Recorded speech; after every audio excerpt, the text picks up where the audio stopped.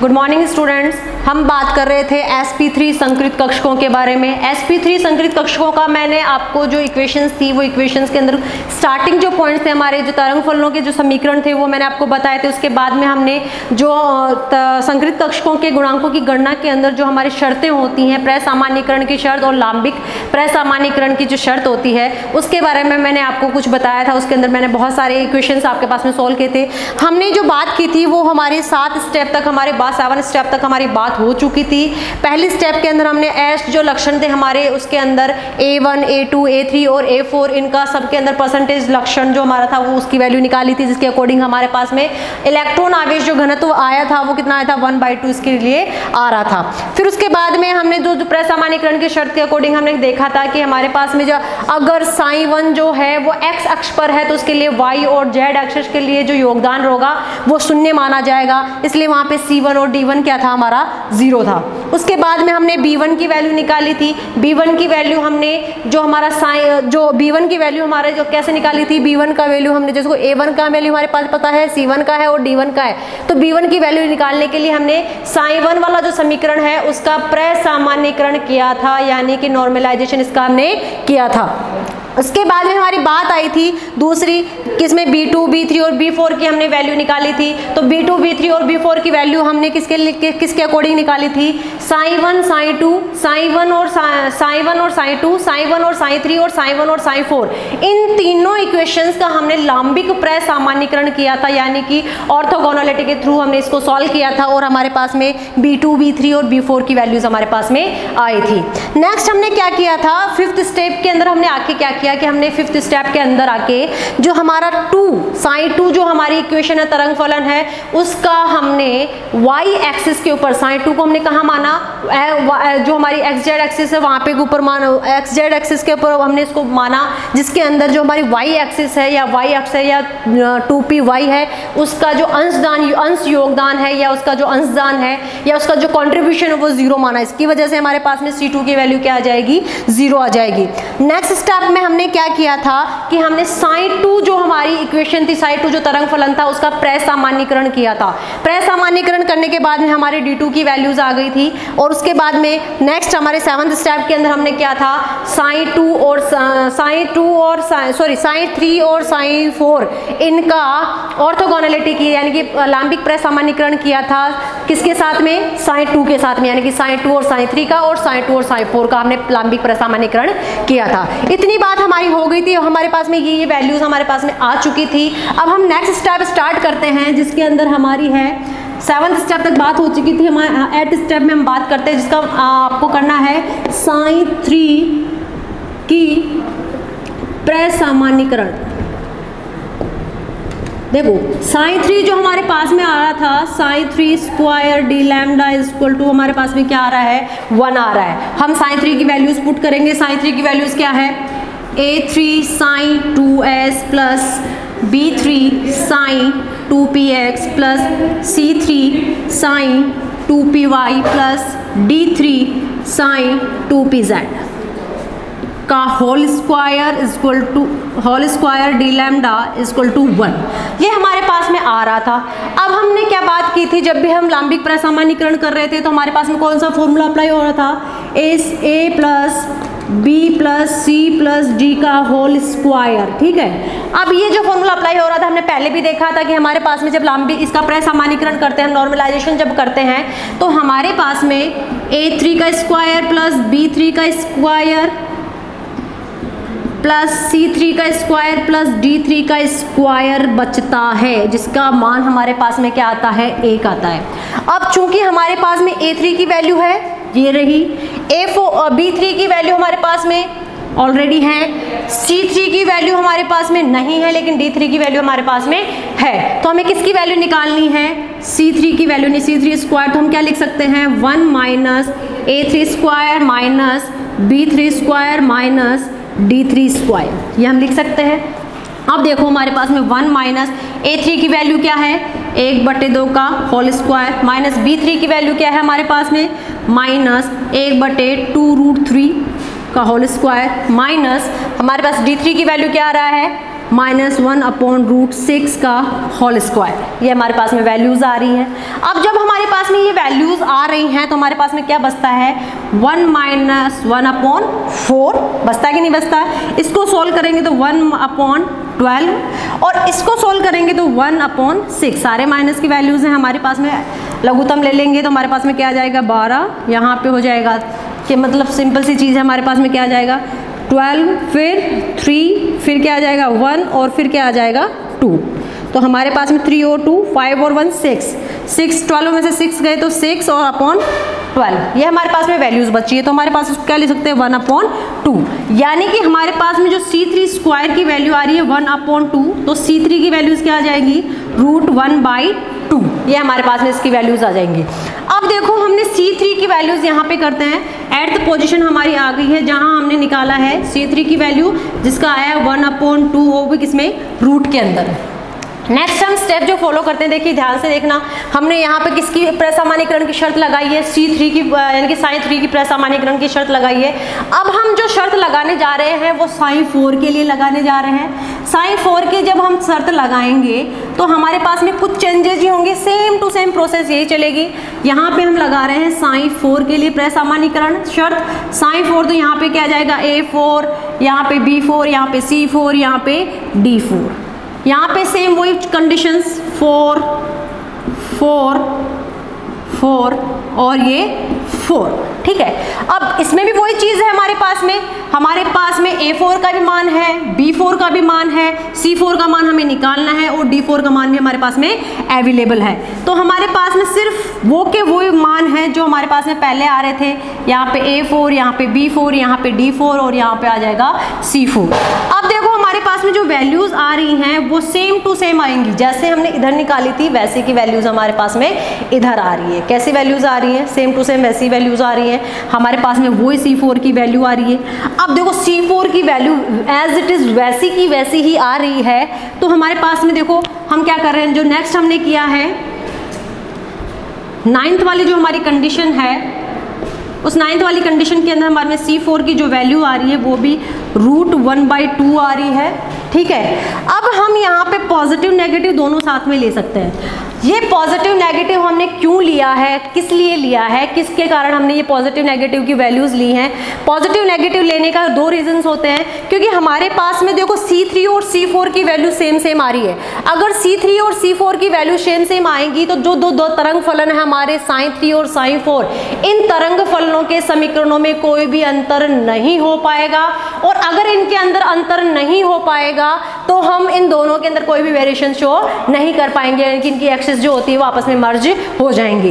अब हम ये जो हमारे पास में वैल्यूज आई हैं, हमने 9 समीकरण यहाँ पे सोल्व किए और 9 समीकरणों को सोल्व करने के बाद में हमारे पास में ये सारे गुणांकों के मान आए हैं, जिसमें A1, A2, A3, A4 के भी मान आ गए, C1, C2, C3 और C4 के भी मान आ गए, D1, D2, D3 और D4 के भी मान आ गए। यानी कि हमारे पास में पूरे के पूरे गुणांकों, पूरे जो हमारे पास में 12 गुणांक हैं यहाँ पे, उन 12 गुणांकों के, कोएफिशिएंटों के हमारे पास में वैल्यूज आ गई है।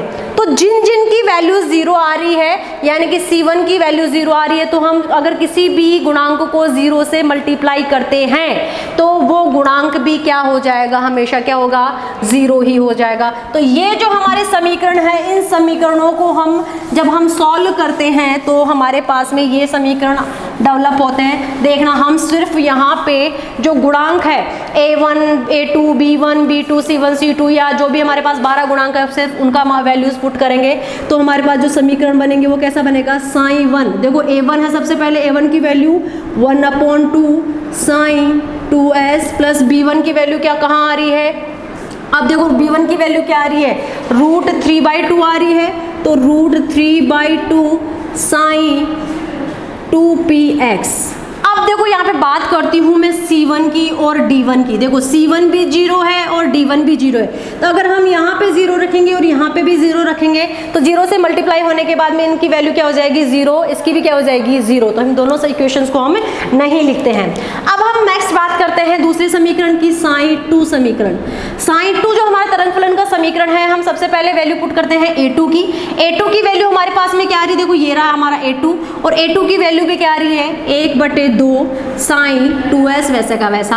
अब देखो b2 की वैल्यू क्या है, नेगेटिव वैल्यू है, और यहाँ पे निशान कैसा है, पॉजिटिव, तो हम पॉजिटिव का ना लगा के किसका लगाएंगे, नेगेटिव का। और b2 की वैल्यू क्या है, 1/2√3 आ रही है हमारे पास में वैल्यू, साइन 2px। अब तीसरी बात, C2 कौन सा आ रहा है, C2 देखो C2 यहाँ पे हमारे पास में क्या आ रहा है, 0, तो ये भी हो जाएगा क्रॉस। जहां जहां 0 आ रहा है वहां वहां हम उस समीकरण को नहीं लिखेंगे या उस चीज को नहीं लिखेंगे। अब बात आती है d2 की, तो d2 की वैल्यू हमारे पास में क्या है, √2/3, तो हो जाएगा प्लस √2/3 साइन 2pz। तीसरा समीकरण हमारे पास में साइन 3 कैसे बनेगा हमारे पास में, वही a3 की वैल्यू हमारे पास सेम साइन 2s। अब देखो b3 की वैल्यू हमारे पास में क्या है, एज इट इज सेम है, ये रहा हमारा b3 और ये रहा हमारा b3 की वैल्यू वही नेगेटिव, -1/2√3 साइन 2px।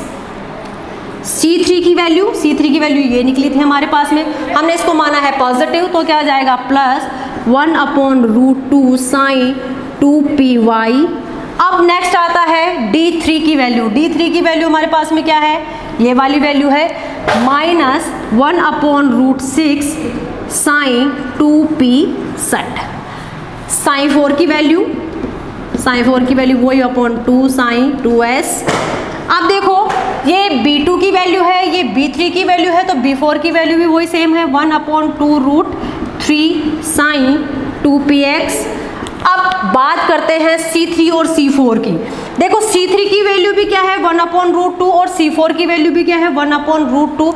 अगर दोनों इक्वेशन हमारे पास में सेम आ रही है तो हम इनमें वेरिएशन लाने के लिए एक को पॉजिटिव मानेंगे और दूसरे को नेगेटिव मानेंगे। अगर ऐसा नहीं करते हैं तो हमारी दोनों इक्वेशन सेम हो जाएगी और उनके ऊपर हमारे एक्सिस की जो वैल्यूज आएंगी वो कंप्लीट नहीं हो पाएंगी। इसलिए हम यहाँ वेरिएशन लाने के लिए नेगेटिव जो है वो यूज करते हैं, साइन 2py -1/√6 साइन 2pz। क्योंकि देखो यहाँ पे ये वैल्यू भी नेगेटिव है, ये वैल्यू भी नेगेटिव, अगर ये भी वैल्यू नेगेटिव हो जाएगी तो साइन 3 और साइन 4 के अंदर हम डिफरेंस नहीं कर पाएंगे, और साइन 3 और साइन 4 में अगर हम डिफरेंस नहीं कर पाएंगे तो हमारी जो कैलकुलेशन की हुई है सारी बेकार हो जाएगी। इसलिए हम साइन 3 साइन 4 के अंदर पॉजिटिव और नेगेटिव दोनों मान के चलते हैं। हम साइन 3 को भी पॉजिटिव मान सकते हैं और साइन 4 को भी पॉजिटिव मान सकते हैं, डिपेंड करता है हम दोनों समीकरणों को, हम इक्वेशन को अलग अलग लेना है, और अलग अलग लेने के लिए हम एक को पॉजिटिव मानेंगे दूसरे को नेगेटिव मानेंगे। ये जो हमारे सारी कैलकुलेशन है, इन सारी कैलकुलेशन को करने के बाद में इनके बीच में जो एंगल बनता है वो 109 डिग्री 28 सेकंड के कोण को दर्शाता है, और ये जो आकृति होती है वो चतुष्फलक की आकृति होती है क्योंकि sp3 संकरण है।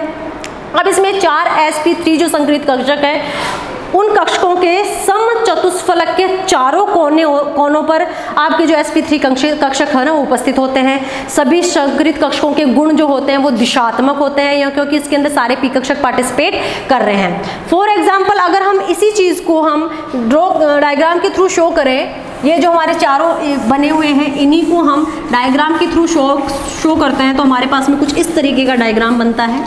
जैसे हमारे पास में 3 है साइन, देखो हमारे पास में px भी है, py भी है और pz भी है।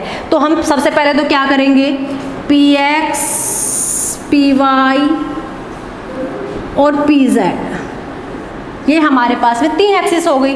3 एक्सिस मतलब पहली एक्सिस, दूसरी एक्सिस और ये तीसरी एक्सिस हो गई हमारे पास में। अब देखो ये तो हो गई हमारी y एक्सिस, तो हमने इसको बोल दिया py, ठीक है। ये हो गया हमारा x एक्सिस, तो हमने इसको बोल दिया px, और ये हो गया हमारा z एक्सिस, तो हमने उसको बोल दिया z, ठीक है। अब इन सबको कवर करते हुए हमारा कौन सा कक्षक आ जाएगा, s कक्षक आ जाएगा, ठीक है। अब हम इनमें पॉजिटिव नेगेटिव लिखाते हैं, पॉजिटिव हो गया तो इसका अपोजिट ये नेगेटिव और इसका ये नेगेटिव, ये पॉजिटिव और ये नेगेटिव। ये चीजें हमने सॉल्व कर ली। जब हम इनकी मिक्सिंग करते हैं, देखो हम जब इनकी मिक्सिंग करते हैं तो हमारे पास में मिक्सिंग के बाद में कुछ इस तरीके का डायग्राम बनता है। जब हम इनकी मिक्सिंग करते हैं तो हमारे पास में कुछ इस तरीके का डायग्राम बनता है। ये डायग्राम हम घन के थ्रू शो कर सकते हैं, क्यूब हम बना लेते हैं।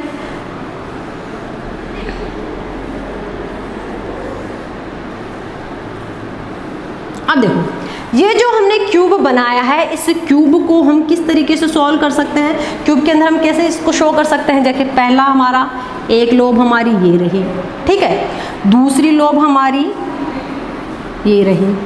तीसरी लोब देखो, एक लोब हो गई, दो लोब हो गई, तीसरी लोब हमारी इसको कवर करते हुए होगी और चौथी लोब हमारी यहाँ कवर करते हुए होगी, जो यहाँ पे ये शो करेगी। ठीक है, ये चारों लोब हमारे पास में हो गई।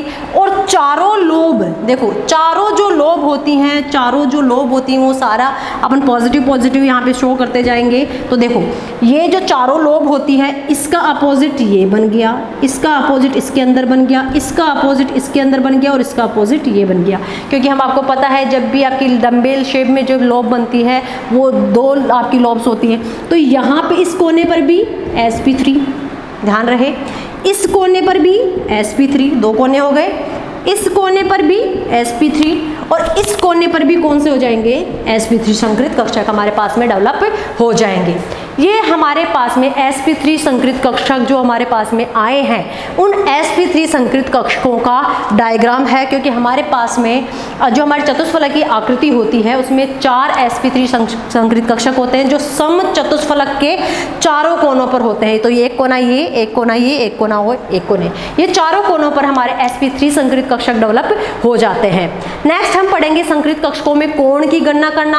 आपकी बीएससी थर्ड ईयर के अंदर इसके लिए कोई स्पेसिफिक नोटिफिकेशन नहीं दे रखा है कि आपके संकृत कक्षकों की गणना करना है या नहीं करना है, लेकिन मैं आपको थोड़ा सा एक्स्ट्रा नॉलेज के लिए चीज बता रही हूँ जिसके अंदर हमें केवल संकृत कक्षकों के अंदर यानी कि sp संकरण में कितने डिग्री का एंगल बनेगा, कितने थीटा कितने डिग्री का होता है, sp2 में कितने डिग्री का होता है, sp3 में कितने डिग्री का होता है, आप इसको इजीली निकाल सकते हैं।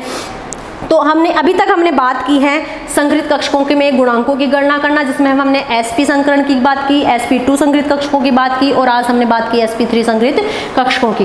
नेक्स्ट हम बात करेंगे संकृत कक्षकों में कोणों की गणना करना और उसके बाद में करेंगे हम थोड़ा सा लिटरली थोड़ा सा नोटिफिकेशन देखेंगे VBT पर, जिसकी पहले भी हमने चर्चा कर रखी है, लेकिन उसमें एक टॉपिक आपके पास में दे रखा है कि formation of S2 molecule, S2 molecule का बनना वो भी संयोजकता बंध सिद्धांत के अनुसार, ये हम देखेंगे नेक्स्ट क्लास के अंदर। आज के लिए इतना ही, आगे की क्लासेस के लिए रेगुलर बने रहें हमारे जॉमनेट पीजी कॉलेज के चैनल के ऊपर। Thank you.